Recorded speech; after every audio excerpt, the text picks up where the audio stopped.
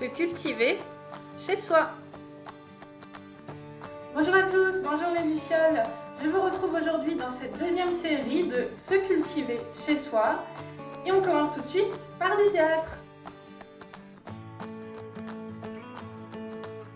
Et on commence tout de suite avec la Comédie Française. Cette grande institution de théâtre lance sa première web télé sur YouTube baptisée La Comédie Continue. Tous les jours à 16h, lever de rideau. Outre ces magnifiques pièces de théâtre, la troupe nous propose des contenus aussi bien littéraires que poétiques et des contes pour les enfants lus par les comédiens, à consommer évidemment sans modération. On continue avec le théâtre du Funambule installé au cœur de Montmartre, qui lui aussi a lancé sa chaîne baptisée Funambule TV. Vous pourrez y retrouver tous les jours une pièce mise en ligne et disponible pendant 48 heures. Pour rester ensemble, le Théâtre 13 propose ses spectacles les plus emblématiques sur son site, gratuitement et disponible pendant 7 jours. Du théâtre à la maison toujours, avec la plateforme de streaming Opsis TV dédiée aux spectacles vivants. Le contenu est renouvelé plusieurs fois par semaine et l'on pourra y retrouver du théâtre classique ou contemporain, comique ou jeunesse.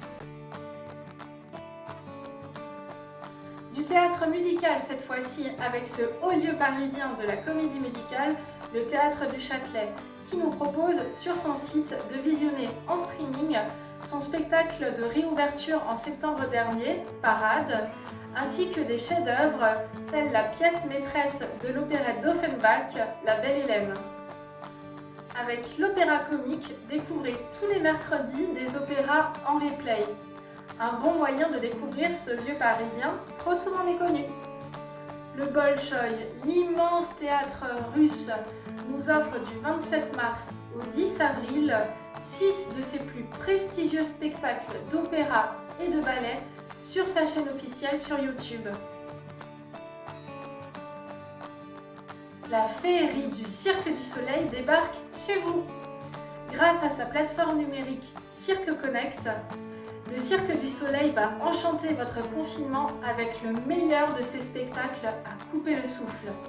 Le Cirque Le Roux nous embarque dans les années 70 avec son spectacle La Nuit du Cerf. Spectacle mêlant avec virtuosité, théâtre et art du cirque. On reste impressionné devant tant de splendeur et de maîtrise technique, même derrière son écran. Pour ceux qui l'auraient manqué au mois de décembre, c'est l'occasion de vous rattraper. Madeleine, l'offre de streaming illimité de l'INA, nous donne accès libre pendant 3 mois à plus de 13 000 archives en tout genre de l'INA. Dans un autre registre, les Plateaux Sauvages, fabrique culturelle de l'Est parisien, proposent un projet collectif d'écriture baptisé Solitude et né évidemment avec cette période de confinement. Jusqu'au 3 mai, chacun est invité à écrire et à envoyer un court texte sur la thématique de la solitude. Texte qui sera ensuite mis en voix et proposé lors de la prochaine saison. Alors, n'hésitez pas à participer. De la science cette fois-ci, pour continuer à faire travailler nos petites cellules grises. Chose à savoir, ce réseau de podcasts constitué de 9 chaînes thématiques nous propose de découvrir tous les jours un podcast de 3 minutes sur un sujet précis. Une bonne façon de développer notre culture générale et scientifique. La Cité de la Science nous propose sur son site de nombreuses conférences accessibles gratuitement. Par ailleurs, la série Data Science vs Fake, en lien avec Arte, propose de courtes vidéos qui visent à lutter contre la fausse information et les idées reçues. La Cité de la Science, toujours en association avec le Palais de la Découverte, nous propose une exposition virtuelle d'actualité baptisée Coronavirus, ce que c'est la science. Des réponses de la science, donc, à partir de 12 questions sur l'épidémie de Covid-19.